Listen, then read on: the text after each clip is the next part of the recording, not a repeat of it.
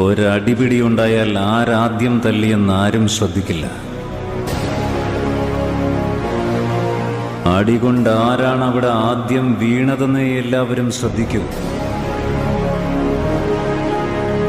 ആരെ കൊല്ലാൻ വേണ്ടിയാണോ എന്നെ വിളിപ്പിച്ചത്, അവനെ കൊല്ലാതെ ഞാൻ തിരിച്ചു പോവില്ല.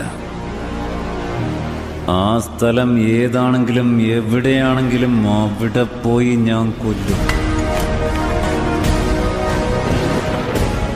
അലകൾ കാത്തിരിക്കുന്നത് തീരത്തെ പുൽകാനാണ്.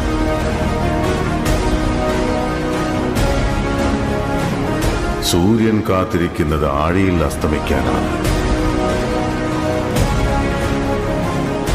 ഇടിയും മിന്നലും മലകൾക്ക് പിന്നിൽ പോയി മറഞ്ഞു. എന്നെങ്കിലും തിരിച്ചു വരാനായി. വിധി പോലും വിറച്ചുപോയി.